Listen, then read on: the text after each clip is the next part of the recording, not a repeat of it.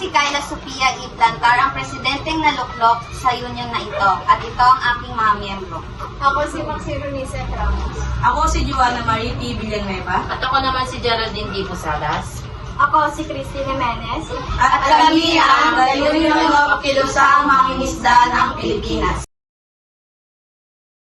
Ang mga mangingisda ay isa sa mga nagbibigay ng source ng ating pagkain sa araw-araw na pamumuhay.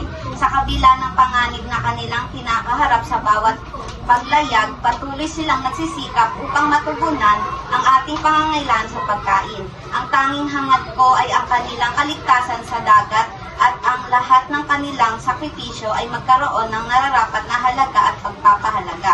Sana'y mabigyan sila ng sapat na suporta at proteksyon upang masiguro ang kanilang kapakanan at ang patuloy na pag-unlad ng kanilang hanap buhay.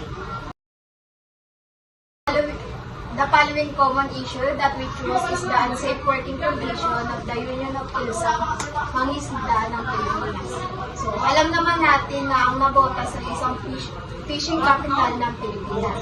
Madalas na humaharap sa mapanganib na mga kondisyon sa kanilang trabaho, lalo na dahil sa kakulangan ng wastong kagamitan pangkaligtasan. Marami sa kanila, lalo na ang mga maliliit at tradisyonal na mangingisda, ay pumapalaot ng walang mga pangunahing gamit tulad ng life vest, helmet, damit na pangharap ng ulan o bota na may non-slip na talampakan.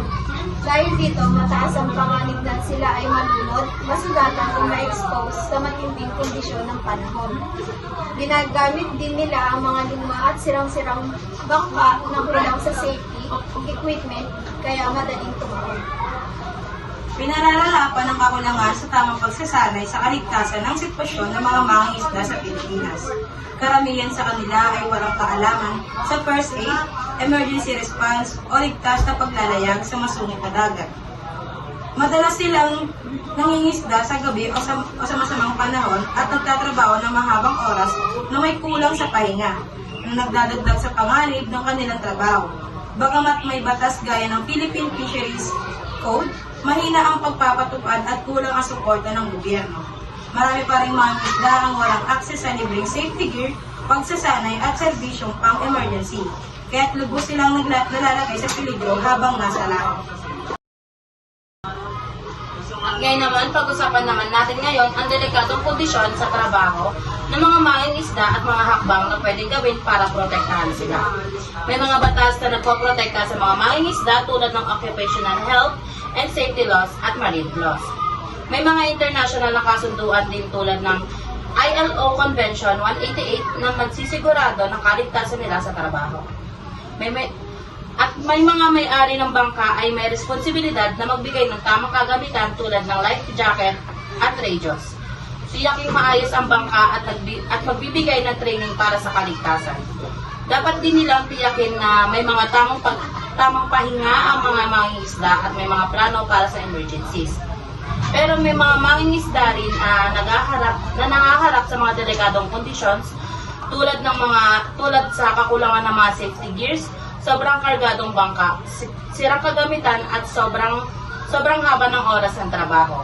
Kung may mga ganitong problema na pwedeng i-report sa mga ahensya ng gobyerno o kumonsulta sa abogado. Pwede rin silang mag-file ng kaso o magsama-sama para magpatuloy sa pagpapalaban ng kanilang karapatan.